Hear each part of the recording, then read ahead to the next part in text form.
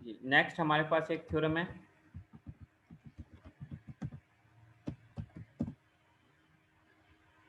let m and n are relatively primes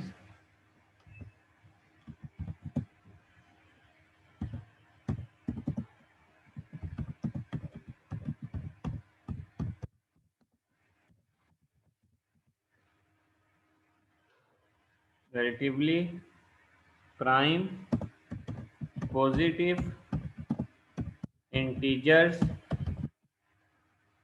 then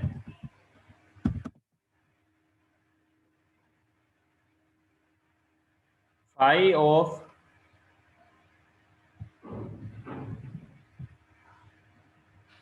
mn equal to phi of m into phi of n। तो ये theorem हमें कहता है कि अगर हमारे पास दो नंबर हैं, वो दोनों रिलेटिवली प्राइम हैं, तो हम उनका जो फाई है वो अलग अलग ले सकते हैं। इसे कहते हैं मल्टीप्लिकेटिव फंक्शन। तो हमारे पास जो फाई यूलर फंक्शन है वो मल्टीप्लिकेटिव फंक्शन। इसकी एग्जांपल करते हैं।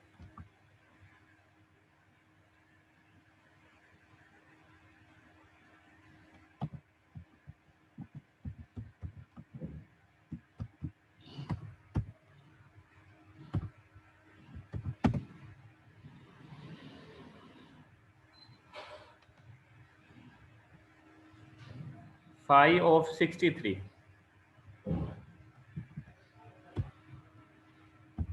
अब 63 को हम लिख सकते हैं 7 मल्टीप्लाई 9।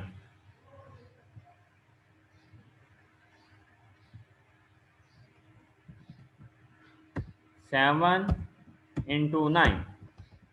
अब 7 इंटू 9 है, 7 और 9 रिलेटिवली प्राइम है, तो हम इसको अलग अलग लिख सकते हैं, फाई ऑफ 7 और फाई ऑफ 9। अब देखें 63 का डायरेक्ट फाइंड करना मुश्किल था, तो हमने इसके इसके फैक्टर बना लिए 7 और 9। 7, अब फाइव ऑफ 7 कितना है, आपको पता है कि ये प्राइम नंबर है तो 6 है। नेक्स्ट फाइव ऑफ 9, ये हमने ऊपर फाइंड किया था, ये 6, तो ये हमारे पास 6 आ गया। तो 6 6 जार 36, तो ये 36 है। तो फाइव ऑफ 63 हमारे पास आ गया 36। तो इसी तरह अगर हमारे पास कोई नंबर होगा तो हम उसको डीकम्पोज कर लेंगे इनटू प्राइम्स, और फिर अलग अलग उनके लिहाज से हम लिख लेंगे। बेशक वो खुद प्राइम ना हो, वो रिलेटिवली प्राइम हो फिर भी चलेगा। जैसे ये 7 और 9 था, 9 प्राइम नंबर नहीं है, लेकिन 7 और 9 रिलेटिवली प्राइम है, इसलिए अब हम इसको अलग अलग लिख सकते हैं।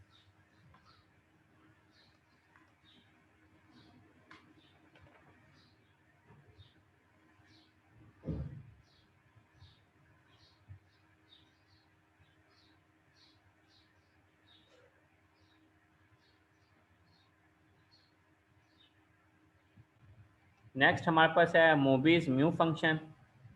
पहले हमारे पास फाइव फंक्शन था, और फाइव फंक्शन क्या था, यूलर फाइव फंक्शन, कि वो तमाम नंबर्स जो n से के साथ रिलेटिवली प्राइम होंगे, उनका काउंट कि वो कितने, जिस तरह five of 7 equal to 6, five of 9 equal to 6, five of 2 equal to 1। तो पहले हम इसको डिफाइन करते हैं। Is defined as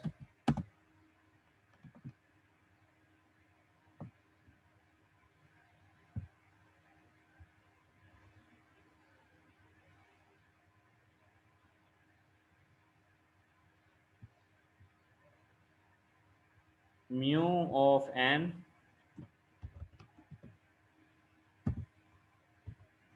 equal to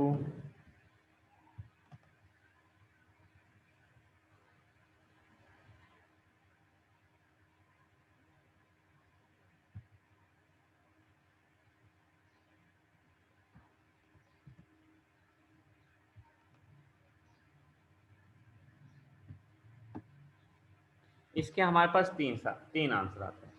1, if n equal to 1। दूसरा आंसर आता है 0, if n has repeated prime factors.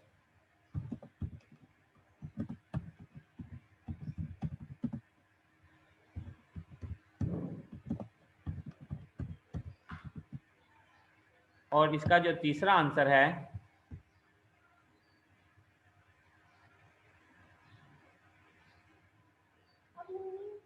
वो हमारे पास आता है -1 की power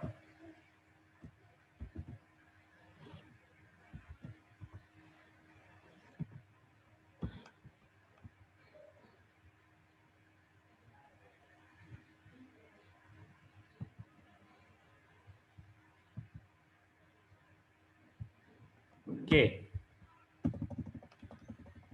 if n decompose into k different prime numbers।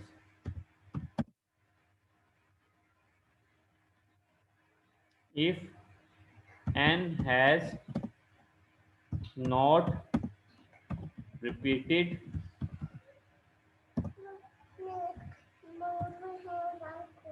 k prime numbers। जी, अब हम इसके एग्जाम्पल करते हैं, फिर आपको इससे क्लियर होगा।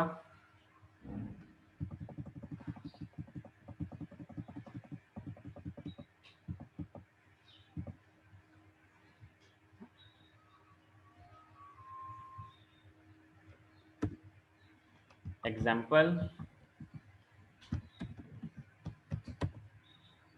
पहले हम करेंगे mu of 1।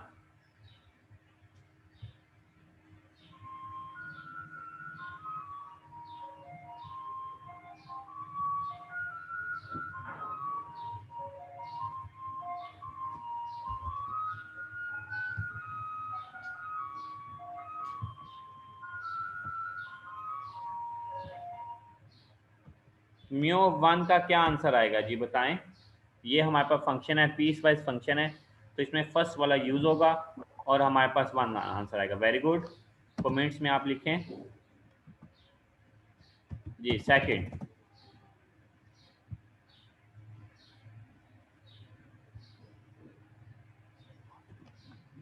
Mu of 2।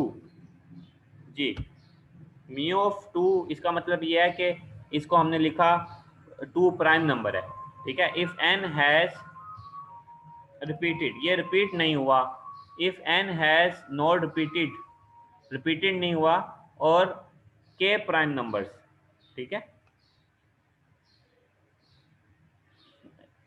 k prime factors, prime numbers की जगह यानी कि प्राइम फैक्टर्स।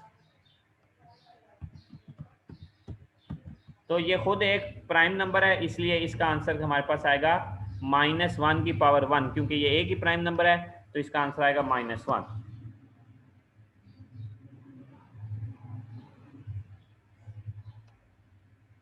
जी, नेक्स्ट देखते हैं।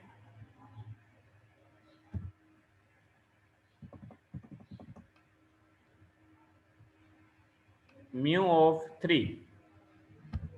अब 3 भी हमारे पास प्राइम नंबर है और वो एक दफ़ा ही रिपीट हुआ है, तो इसका भी आंसर -1 आएगा। जी, नेक्स्ट देखें, म्यू ऑफ 4। अब 4 प्राइम, ये जो नंबर है n, तो n को हम लिख सकते हैं 2 × 2, क्योंकि जब हम डिकम्पोज करेंगे 4 को तो ये हो जाएगा 2 × 2। तो जब ये रिपीट हो जाएगा यानी कि प्राइम नंबर, तो इसका जो यानी कि जो इसके जो फैक्टर बनेंगे उसमें जो 2 है वो 2 टाइम्स आएगा। अगर कोई भी प्राइम नंबर 2 दफ़ा आएगा या 3 दफ़ा आएगा या 4 दफ़ा आएगा, रिपीट हो जाएगा, तो उसका आंसर हमारे पास 0 आएगा। तो इसका आंसर हमारे पास 0। नेक्स्ट देखें, म्यू ऑफ 5 जी, म्यू ऑफ 5 का क्या आंसर आएगा? Very good, -1। म्यू ऑफ 6 का?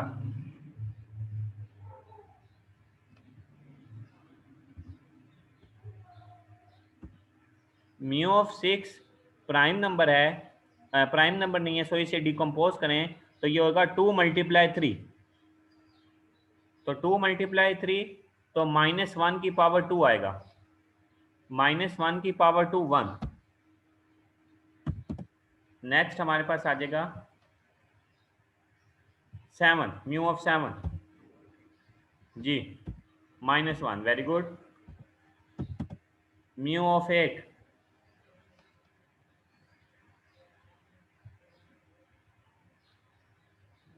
8, म्यू ऑफ 8 बताएं, शाबाश, डिकम्पोज करें। 8 क्या होता है? 4 × 2, 4 × 2 और फिर 2 का क्यूब, तो 2 जो है वो 3 टाइम्स आ गया, रिपीट हो गया। अगर वो रिपीट होगा, if n has repeated prime factors, तो इसमें जो इसके जो प्राइम फैक्टर्स हैं उसमें जो 2 है वो रिपीट हो गया है 3 टाइम्स, तो इसका आंसर 0 आएगा। Mu of 25?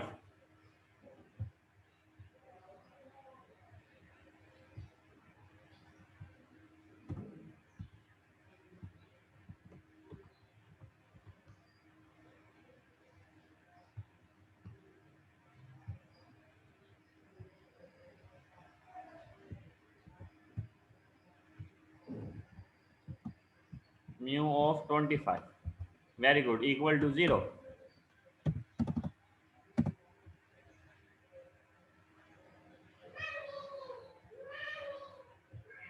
म्यू ऑफ 21 जी, शाबाश, ये बताएं।